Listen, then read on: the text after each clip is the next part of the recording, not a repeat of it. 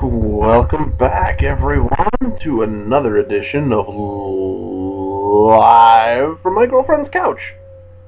Awesome.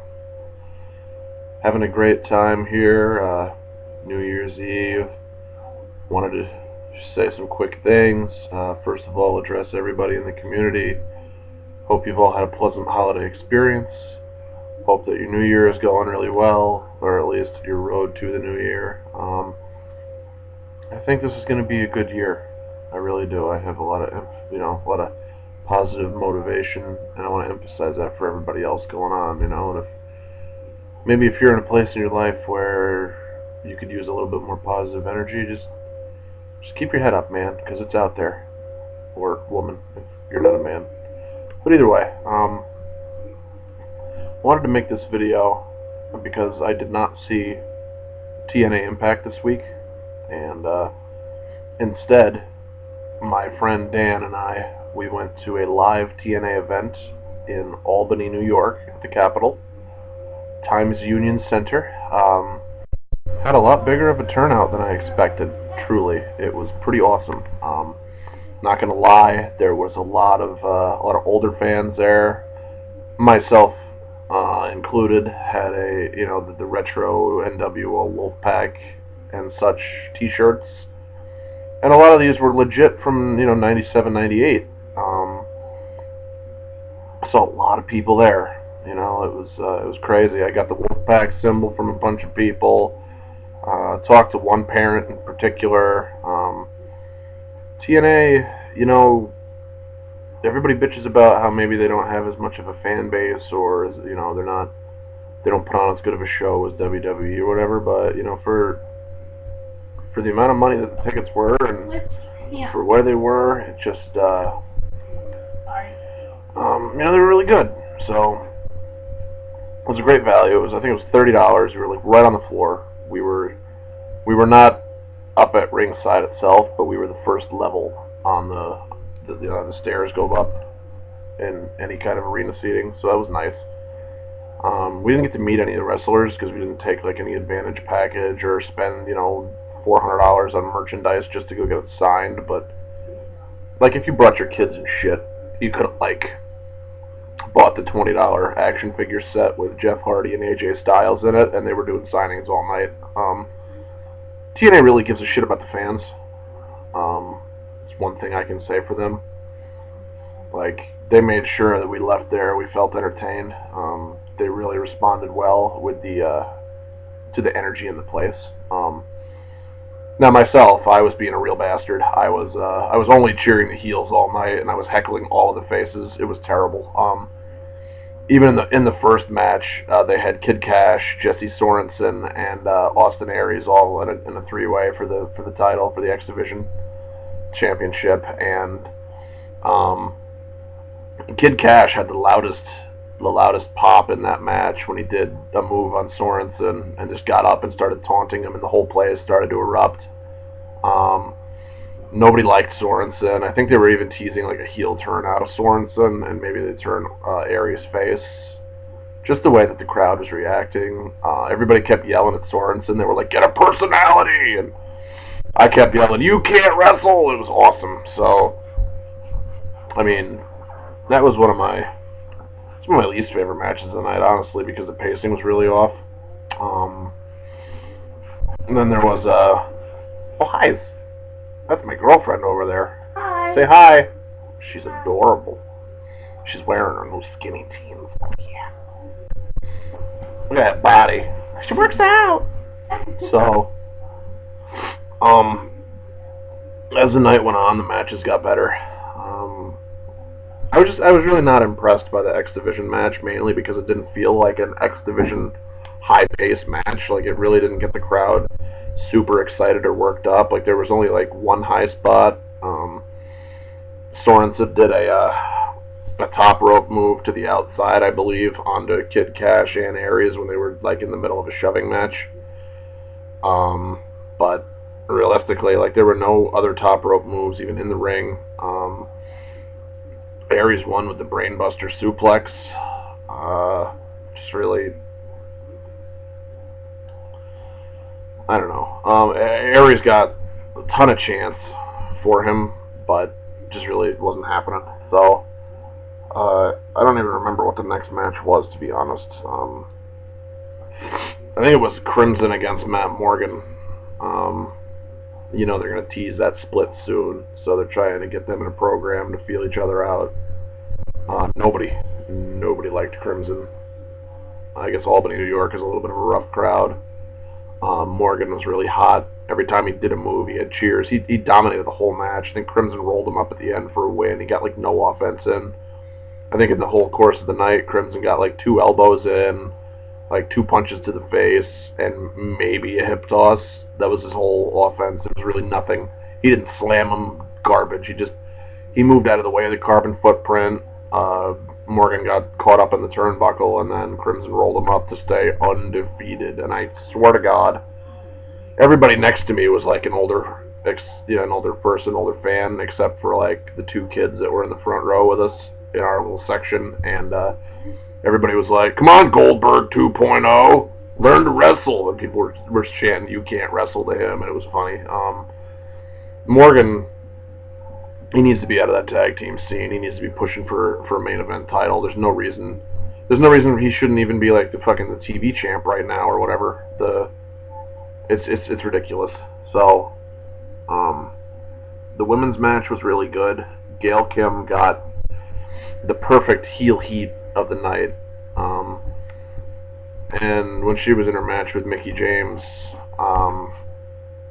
like the pacing was really good. They really worked together well. And you know, it was the Knockouts for TNA putting on a really good show. And it just, you know, as much as people want to bash women's wrestling, if you look at it, you know, from any sort of an educated and, well, even just patient standpoint, the Knockouts are doing a lot better than what the Divas have been doing over the last year, 2 years even. It's just like TNA continues to feature their women's wrestlers and doesn't look at them with, you know, a sense of shame. They still put them out there. So it was nice to see that. And Gail Kim won. No titles changed hand, of course, because it's a house show and it just doesn't happen. But it just started to get up the card toward the end of the night. They had Bully Ray come out. He was facing AJ Styles, and he cut like this awesome promo talking about how Albany, New York wasn't the real city in New York. He was from Hell's Kitchen, New York. That was the real city. And he said that us up around the Albany area were just as bad as Canadians, and everybody started to boo him. But I was cheering as best I could because he's a great heel. He's a great worker on the microphone, and he really got us into it. At one point, he was picking on somebody's wife in the crowd. I don't even know if there's a real person or not, but he was like, "Sir, is that your wife?" Like, "I feel so bad for you." He's like, "What do you mean, what am I going to do with her? Nothing. Look at her. She's ugly. How could you wake up next to that every day?" It was amazing. He was so good in the ring with AJ. Like, he really kept up with him well, and it was just a great match. So, that for me was like match of the night, to be honest, because the crowd was hottest for that match. Even with the main event being Bobby Roode versus Jeff Hardy. Hardy only ever got a really loud pop from all the kids. Bobby Roode had a lot of good, like, cheering for him and people that were not against him, and so it's really funny. And I think I had a lot to do with that too during the match, because we were so close to the ring, and every time that Jeff Hardy had the upper hand, I was like, "Matt Hardy is my favorite wrestler." And then there was a high spot when they were going up top, and I was like, "Superplex his ass! Get him on the top rope! He likes to get high!" And it was just ridiculous. And every time that, at the very end, they were doing autographs in the middle of the ring. You get your picture taken with Hardy, and it was $20. And I was like, "Somebody's got to pay the lawyer!" Oh, it was bad. Everybody like was turning around, looking at me, like all the kids and shit. They were making faces, and all the adults were just laughing so hard. I was a very good heckler, so I wish that we could have met Ric Flair. It's really the one regret that I have. he got the loudest pop of the night. Also, there were chants throughout the whole show. Like, there were these two idiots next to me that were chanting "Ring of Honor" on and off all night. And I mean, like, originally it was cool because they were doing it during the Aries match, and that's kind of where he came from. But like all throughout the night, it was really disrespectful. But the one chant that I did get into was the ECW chant. When Bully Ray was in his match with AJ, he hit the Bubba Bomb, and everybody started chanting ECW, ECW. It was awesome. And then they were chanting, I don't know, really chanting, but people were screaming, "We want tables!" And then other people would be like, "Yeah, tables!" So that was fun. It was a very high energy live show. I don't know if they actually did videotape anything, you know, but because they normally do their tapings like Monday-ish, I think, or Tuesday-ish to air for Thursdays, and this was like they were competing with their own time slot by doing this live event. But you know, I think that they really got a good reaction and a good vibe to see at least what upstate New York was feeling. Like I said, I was really entertained. I had a great time. It's always good to watch live wrestling with my friend Dan because we kind of predict what's going to happen back and forth with each other. We've been doing it since like the 7th grade, so it was really good just to even get out and see the guy again. This is kind of going on pretty long, but I mean, I feel like TNA doesn't always get the credit that they deserve because they put on a hell of a show, and overall, I really enjoyed myself. And if I can say one last thing, it would be that Bobby Roode really looks good with that title coming out. He looks like he belongs. Sadly, I think they're going to just put it back onto Hardy, and he's going to be like the John Cena for their fucking company for a while to get more of the kids and the younger fans involved. And because he's an ex-WWE talent, everybody, like Hogan and all the promoter people, seem to be high on the idea that he can carry the company. But, you know, he really disappointed the shit out of me, and I've really not forgiven him. And I think at one point during the match, I yelled, "We all remember Victory Road!" It was a fucking abortion of a show if you didn't see that. Sting won the title back, I think, or defended it, or whatever the hell he did in like 20 seconds. It was just pathetic. Hardy showed up blitzed out of his mind, fucking high on who knows what.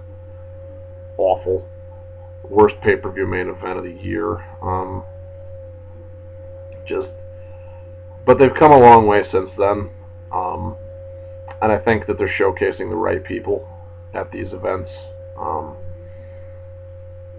I would like to see where they go next after Bobby Roode, Jeff Hardy. Not really sure what they're going to do, but in the meantime, just, peace.